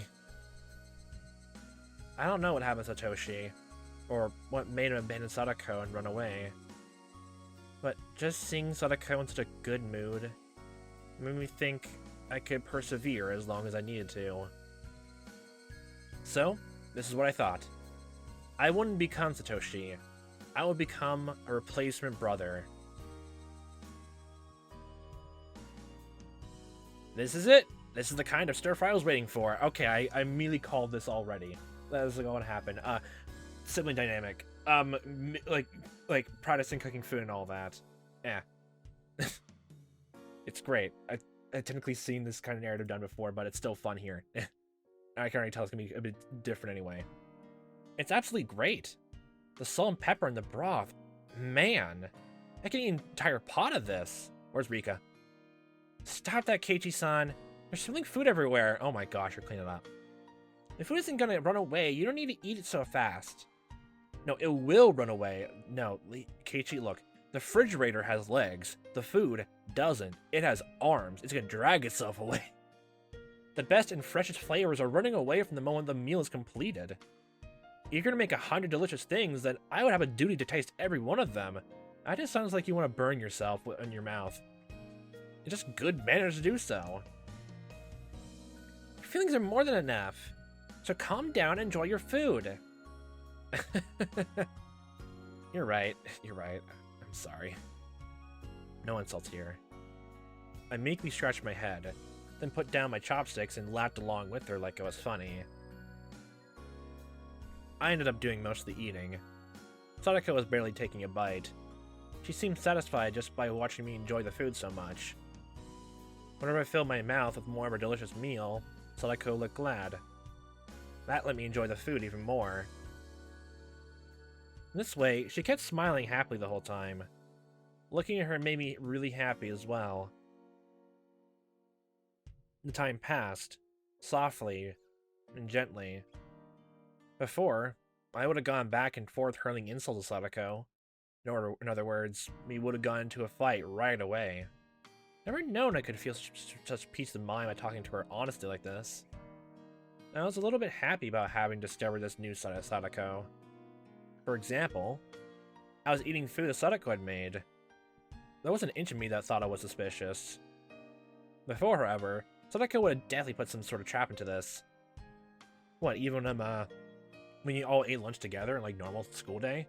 Like, it didn't mention the first chapter you all did that, like you had a shared, like, I guess, communal, like, bento box, or communal pot, anyway. So, unless Sadako put in exactly the stuff that she loves, but everyone else hates. At least, Keiichi, anyway. That sounds good, actually. Sour, but sweet, or, like, if Keiichi hates savory things or anything like that, yeah. I feel like I would totally do that. I think I ate too much. Oh, I'm gonna take a dump. Oh, okay. Hey, Keiichi-san! It's bad manners to say such words during a meal. Yeah, okay, I'll agree with you there.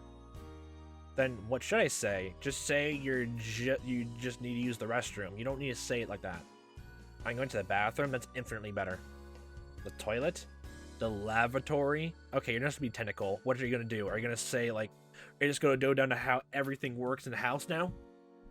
So I can look down, her face bright red, and point in the hallway as if to say, just go already.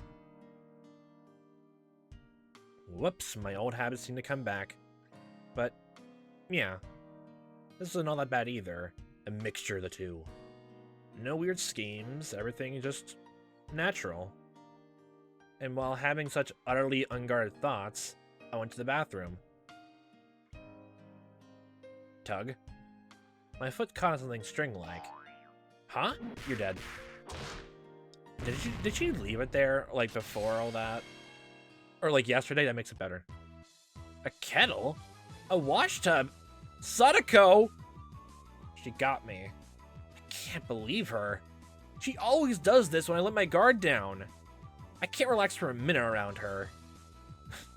Well, still, it was kind of funny. I didn't really feel like getting angry. No, get furious. Blow the kettle's top of the lid. Sadako, laughing uproariously, came over. Pretend to be dead. Pretend to be dead. Make her worried about you. Then, spring back. See? See? I knew you'd fall for it sooner or later. Why, you little... Let me guard down for 1 second. This is what I get. I picked up the wash tubs that had crashed in my head and went to go hit Sadako with it. Wash tubs? What? But then I doubled over the laughter that has been welling up within me. Just couldn't manage it. I wish things could go on forever like this. Did Sadako do this kind of prank with her own brother? It's not like I was having the most fun since coming to Hinamizawa or anything. Okay, well look, we already knew like from the, like a few things like you're slowly turning tsundere. Okay, stop it. Stop it. Stop lying to yourself. Or do. It's fun to lie either way. It was probably the first time I'd spent my day so simply and comfortably. It really wasn't worth much. It was only a few hours after all. As an only child, it was my first taste of having a sibling. Just washing dishes with her felt really nice. Side by side we washed. The experience Sadako doing most of the work as I threw in appropriate words to add to the conversation. Like that famous knock-knock joke. Knock-knock. Who's there? Dishes. Dishes who? This is a very bad joke. God, love it. The scene was so commonplace, yet so mild and warm, cozy, and homely. Maybe I had felt this kind of warmth before too, in the past. I think I've stood next to the sink with my mother like this when I was little. Made me feel nostalgic when I remembered it. It was the same sort of slow, easy time. It was tranquil. Such a quiet tranquility is the fact that I wasn't uneasy about anything itself, almost maybe uneasy. Hey, wait. Keiichi Maebara. Always the full name. Always the full name. Francisco von Karma would like to make a call and sue you. You feel uneasy about something just from spending time so leisurely? Yes, if you do anything without being productive, then your body, you have to do something productive anytime. You can't relax at all, not even for sleep. You have to be doing something every single hour of the day, every minute, every second, every microsecond, nanosecond. There's nothing at all to feel uneasy about. I mean, why would I be punished for enjoying a gentle life? I'd do anything to keep these days going. And I would never do anything bad, no matter what. That's like someone who would do something bad would say. I'd work hard for it, endure much for it. So, God. It's not much of a dream to want this kind of thing to keep on going, but can't you grant it? Oh? Is that on the telephone? What could it be this hour? Huh? Oh, you're right. It's probably your parents, Keiichi. I hadn't noticed until she mentioned it. I heard to stand up, then ran to the phone. Did you dry your hands off? Who could it be at a time like this? I did feel a little like the phone had interrupted my happy moment. But I still wanted to brag about how happy the time I was spending made me, no matter who it was on the other side. Hello? This is Maebara speaking. Hello? Keiichi? It's your mother. Oh, hi, Mom. What is it? It's pretty late. That was a little cold of me, when she was only calling because she was worried about her son. I couldn't help but give myself a dry smile. Sounds like you're doing just fine for yourself. I was worried that you couldn't make dinner and went to bed hungry. Nah, it worked out. Did you make dinner properly? What'd you have tonight? It was vegetable stir-fry, rice, and miso soup. I bought stuff for it at the supermarket. There's a whole bunch of side dishes just for fun. For fun. Oh yeah, listen to this. I got the pork in the sale and got half off. The things a housewife knows, right? Okay. Oh, and also, all that was thanks to Sadako. Not something I should be proud about. But still, I couldn't help but want to boast about the dinner tonight. Something Mom got the hint that I was in a really good mood. That was not a hint. That was just on the nose. I see. I'm so relieved that you're doing just fine. Oh, yes, another thing. Your dad and I finished up with our job. the warmth is now gone. Go away, Sadako. You can't come back here anymore. We think we'll be back tomorrow afternoon or evening. Oh, I see. You did well for 2 nights. We've been pulling all-nighters too. It was a lot of work, but we managed to fill a gap in your dad's mentor's event. Cool. That's good. Well done. Why do my parents coming home seem so disappointing? I knew a little bit of the reason, of course. This tranquility I never wanted to end was to end so readily, and it was a little painful, and it as soon as quickly it did. But at least you're still alive when they came home. Not for long. To being asked what kind of souvenir I wanted from Tokyo, replying that anything edible would be great, I put in the receiver, and Sadako appeared, and finished cleaning up her trap. At first, Sadako was in a very good mood, but when she saw me put down the receiver with an uncertain expression, her own clouded over a bit. Look what you've done, Keiichi. Your own mood is spreading across the entire ecosystem. Look what you've done. It seemed like she'd gotten the gist of what my phone conversation had been about. Was that your parents, Keiichi-san? Yeah. Mom says she'll be back tomorrow. Oh, that's good then. I won't have to go to the trouble of making you dinner tomorrow. And you can enjoy your meals with just your family. No, that's not it. When I think about the dull, plain dinner table coming back tomorrow, it's a little lonely. Are you inadvertently insulting your own parents' cooking? Okay. You sure do live in luxury. That's, oh god, okay, that's kind of sad. Let me put it like that. Oh god. A family sitting around the dinner table is the most fun way to enjoy a meal of all. Her brother, Satoshi, running away from home came to mind immediately. But there was no gloom in the way she said it. It was only for 2 days, but they were really enjoyable dinners. Well then, next time I'll go to your house to visit. Huh? Sadako momentarily made a happy smile, but then a second later, it changed to an expression of surprise. Was like, you don't want us coming over to your house? Is that what it is? My house is small, and it's dirty. The kitchen is as good as this one. Well, I don't mind. But, well, if you don't want me to, then I won't. Psycho shook her head firmly, her whole body expressing denial. Never let it end. Come. I gotta get you to teach me a whole bunch more stuff, too. I finally managed to figure out how to use the rice cooker, and how to cook miso soup after all. That's right, isn't it? Perhaps we should use the opportunity to have you learn more about cooking. It was so like Sadako to take this chance to proclaim that it was all for my sake. There was no way to conceal her own enthusiasm. It was true that this gentle time would come to an end when parents got back. There was no need to lament that, though. I can easily put in the effort to continue our mild moments like this. Like yesterday, Sadako told me she didn't need to be escorted home. But Rika-chan wasn't with her tonight. Yeah, she probably stayed home and made her own food. Lonely. Actually, she's gonna get jealous. That's gonna lead to all the bad stuff that's gonna happen. She would be going home by herself. Everyone knew everyone else's face here in Hinamizawa, so it wasn't like it was dangerous to go out at night. Momentary pause. But it still wasn't good to send a girl on her way all alone. At the very least, that's what I thought of Sadako's older brother. I'll take you as far as the school, at least. There's more lights over in that direction anyway. It's really fine, alright? If someone bad shows up, I'll take them down with one finger. There was no point pressing her any more on the subject, so I took a handful of Sadako's hair and rubbed her head vigorously.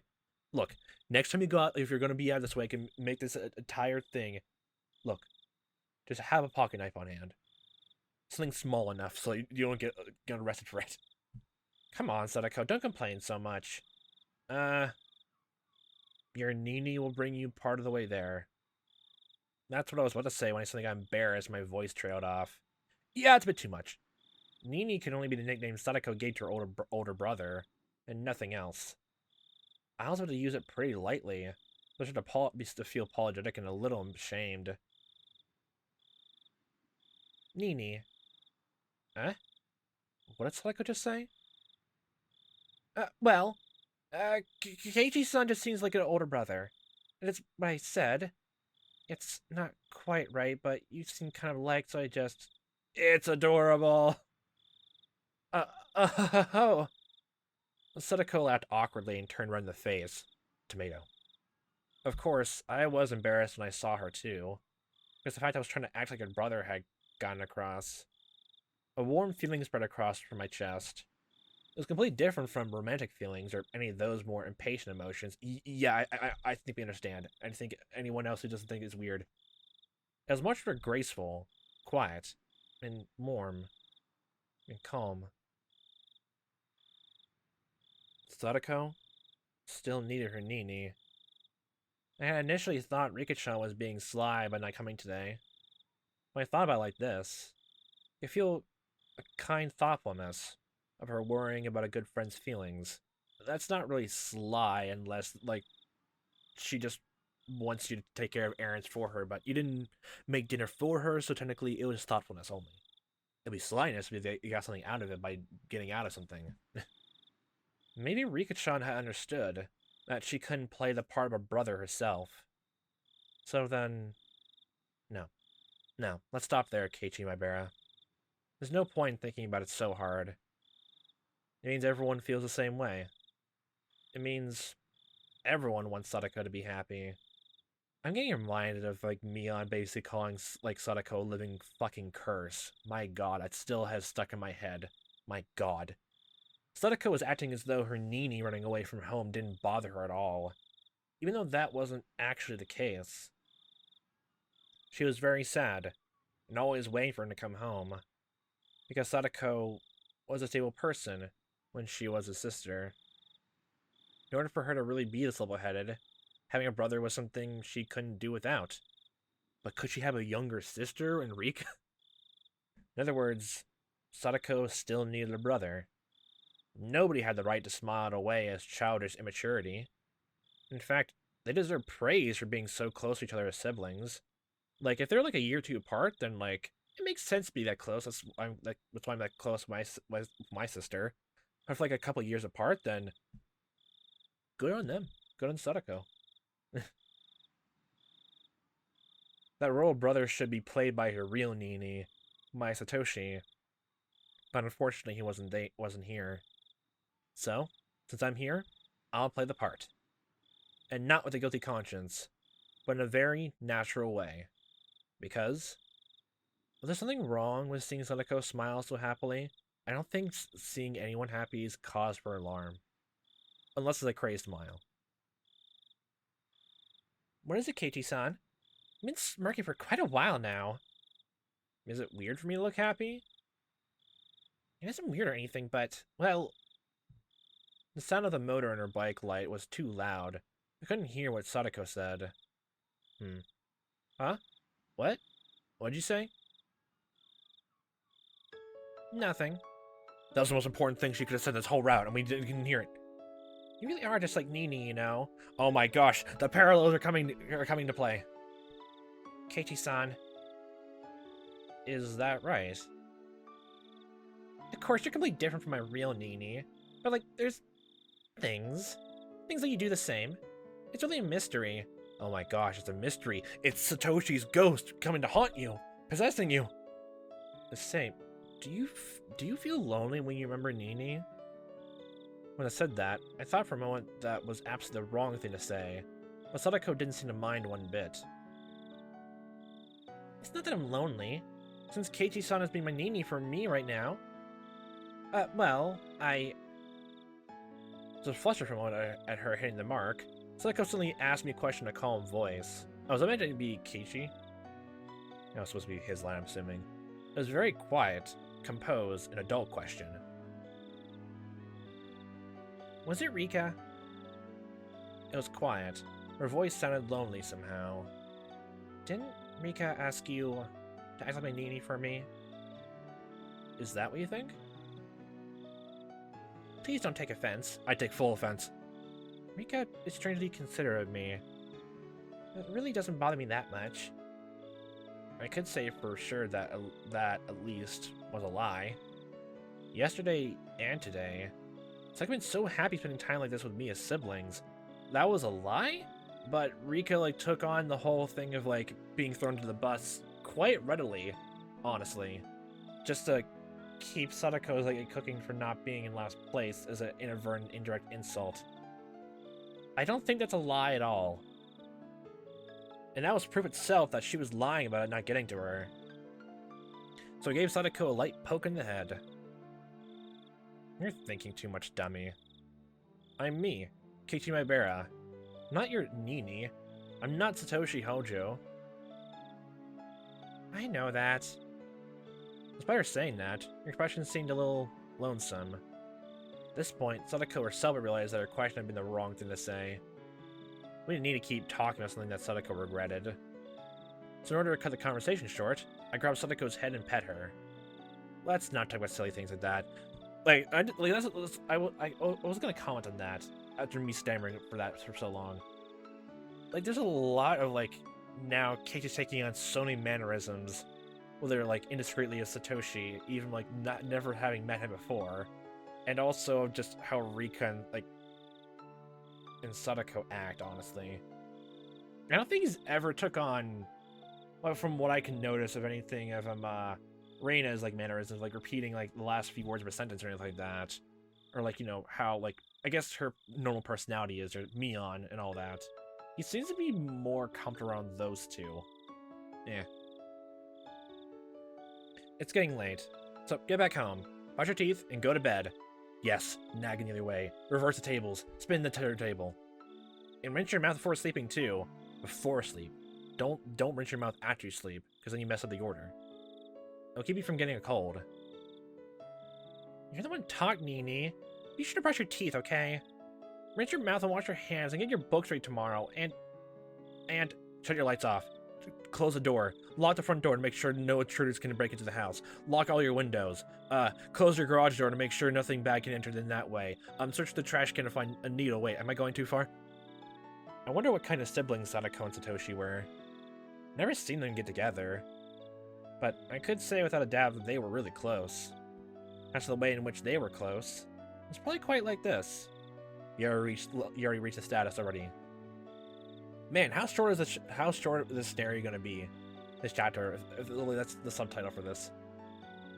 It was so cool the day's heat seemed like a lie. And yet the moonlight was somehow faintly warm. The quiet chorus the insects was pleasing to the ears. And that so ends a peaceful night. Honestly, that was just so much adorable. It honestly was. I'm kind of looking forward to how this is gonna go. Both more wholesomely and figuratively awful. Oh boy. Sadako's trap course, intermediate. Okay, it's going up and up into levels of complexity. Trials and Tribulation achievement. And that is its tradition. Did you make traps around the school? Oh my. Well, it makes sense. You already do that before he even comes into the classroom sometimes, but still. She makes little pitfalls for people who aren't paying attention, for newcomers. I could see Tomita-kun and Okamura-kun walking over to the gym storehouse. They need to get at the bag of lime used to make the lines in the court for our next gym class. They were on duty today, after all. They swapped out, their gardening, watering duties, so they had to take this on? Man, they couldn't escape the errands. They couldn't escape their class activities. But in that storehouse, a terrible trap was awaiting them. Being on the side of the trap for once, it's really thrilling. But you watch her make it, and you're like, just time to lean back, sit against the shed, and just wait here until someone springs it for me. Then the trap instead opens the door, and it goes all the way across the schoolyard and hits Keiichi in the face instead. Oh! If you realize that it's a true pleasure in setting up traps, then you have to pay attention to yourself, Keiichi-san. Wait, you set the trap up yourself? You really are learning the ways of manipulation and mischievous acts. You're learning. Yes, you're learning. The two of them fumbled around with the gym storehouse's lock. Oh? What's this? Okamura-kun pointed to the part of the door, started whispering to Tomita-kun. Then, realizing something, they both jumped away from the door. Makes sense they would know about it, though. Oh, Sadako, I think they found out. Did we mess up? No. I had to calculate they wouldn't notice the trap at the entrance. And of course, I calculated what action they would take now. Ho ho ho! According to Sadako, if they noticed a suspicious trap in the door, they would go around and try to get through the back window. Okay. And just as she prophesized, they went around to the back. Yes, it was squeezed through cracks in the wooden boards that are placed into the windows, tear them down with a crowbar, I don't know, or just squeeze through. Just as she prophesied, they climbed up, opened the window, and tried to sneak in. Wow, amazing. Everything's exactly what you said.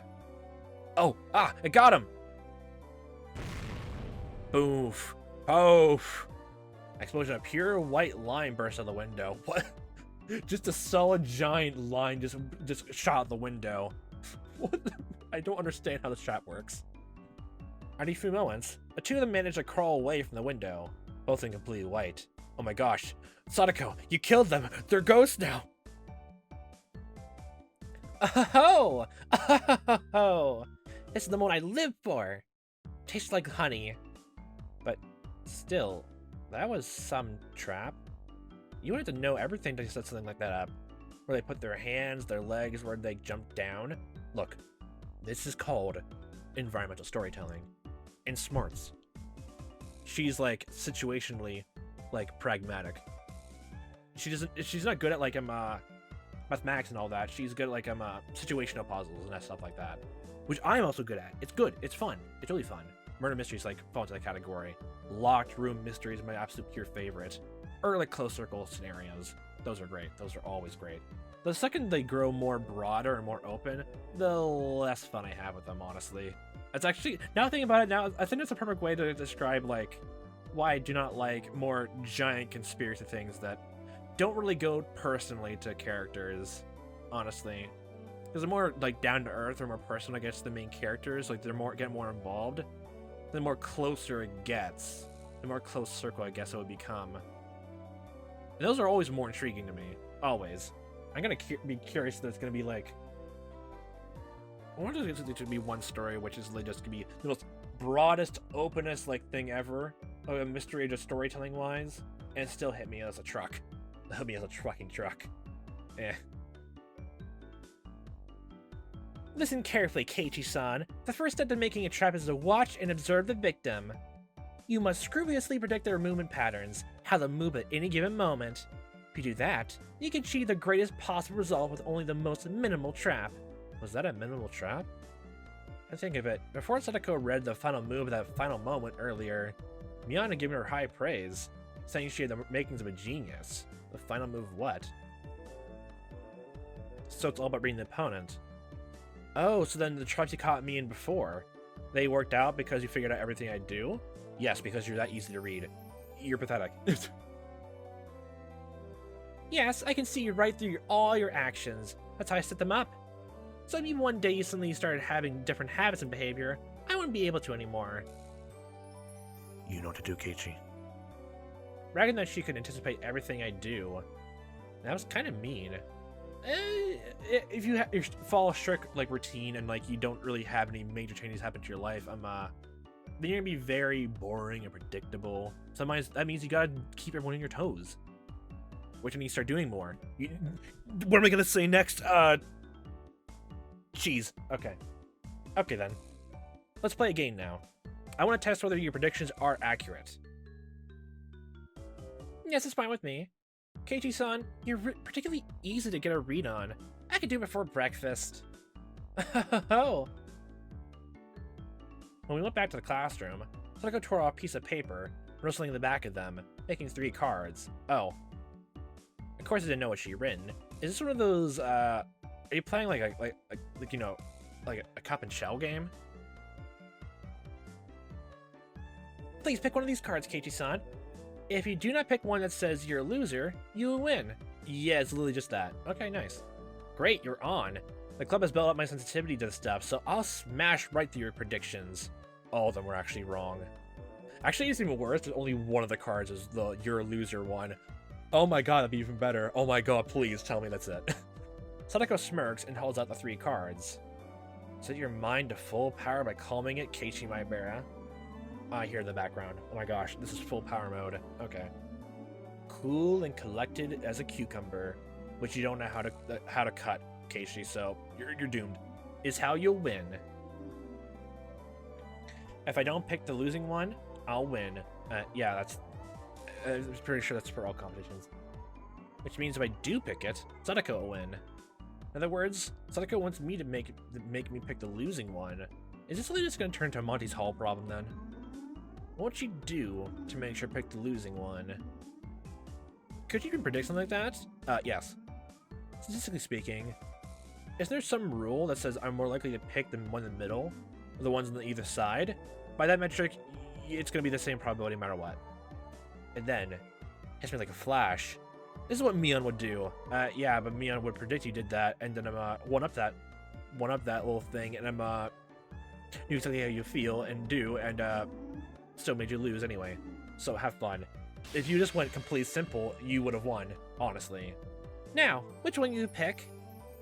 I've made my decision, and it is this one. Huh? What are you doing? I steal all 3 cards from Sadako's hands. I predicted what Sadako would do in advance. Sadako wanted to make sure I picked the losing one. So you think she cheated? Which meant all 3 of these were losing ones.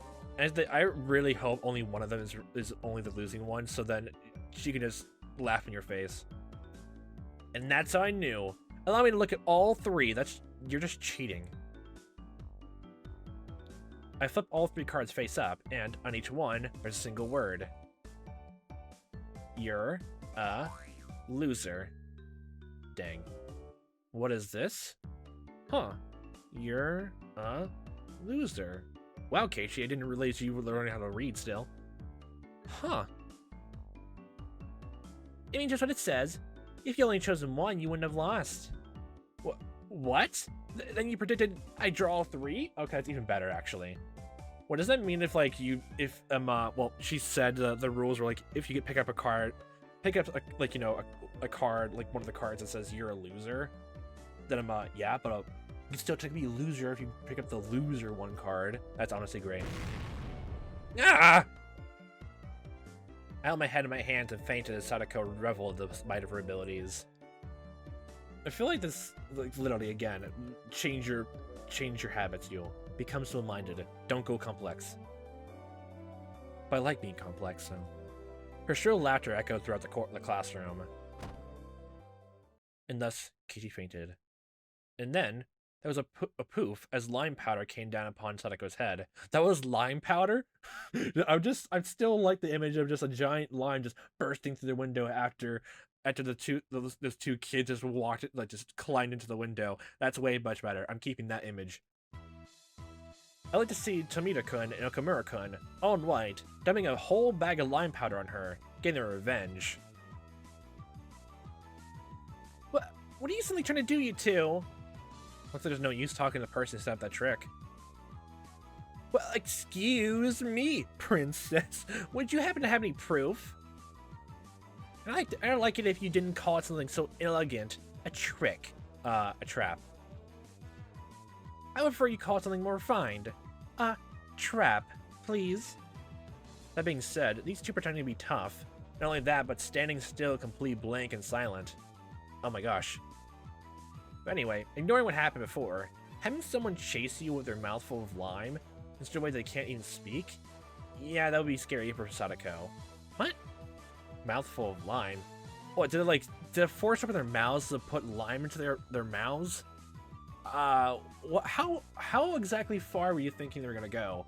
They're gonna step in, stand in the middle of the room, and just go like, "Ha! We beat this trap!" and laugh, and just like you just set up a timer and just go through their goddamn mouth, slingshotting in them. How exactly? Yeah, Keiichi-san, help me! Our underclassmen crashed on the classroom in furious combat, getting white lime everywhere. Okay. Hey, Sadako? Why couldn't you see this coming exactly? The time I hadn't seen this coming too, though. The teacher coming to me afterward and giving us all a stern talking to. Yeah, it's all your fault, Keiichi. All your fault. It's no one else's fault. And look, sometimes even geniuses make mistakes, okay? Sometimes they do. That was really nice, honestly. Just seeing all that before. I called it, but now I'm just wondering how else this is gonna go to I guess defy expectations. That was chapter 2 out of 6 before the festival, technically speaking. I swear, actually, I'm kind of thinking at one of these points, at some point, they're setting up the whole thing. The festival is gonna be the turning point, and then one of these chapters is gonna be all about they do the festival and nothing bad happens right then and there, but like something happens that changes it up. Like I feel like that would make things even more unpredictable and all that. It'd be nice to see. Like, well, now the fact I'm expecting that, I'm expecting also that the festival's gonna go with a hitch. That means I won't be surprised. I will never be surprised. Take everything in a complete stance, even if it's complete shocking. Pretend you're not that emotionally distressed about it. Never show weakness. Never. Never. But definitely that woman who was killing the sewers beforehand. And this thought just came to mind again, if it seemed reminiscent of like a Yakuza method of death, whether it was just, self-suicide or just like if it's someone else. I don't know exactly them, I guess the Yakuza ways of, getting rid of someone else. Besides, I guess, cliched ways of them, you disrespect my family, and just tie rub around someone's legs with a cinder block attached and toss into the sea. I can't think of anything else besides that. That's a stereotypical way of thinking about it anyway. And if Mia was definitely telling the truth about being directly or indirectly involved with the past, the Oyashiro-sama's curse for the different, murders or like quote-unquote accidents, then oh boy, if she like maybe one of the indirect things is accidentally, oh gosh, maybe Sadako doing something to like her family. That's one avenue. I don't exactly believe it though, but it's just a possibility to keep in mind. Because that way, if I present every possibility but don't like wholeheartedly believe into one, then I'll always be right. I want the spirit of it. And we already know that the spirit is everything in here, which I don't have. I don't have soul. I'm a true demon. I'm a monster. But I guess we'll see how this transfolds and unfurls even more for next time. So, have a fun time watching as I am playing this. Hope to see you next time, what time that may be. And I'll hope you a fantastic day.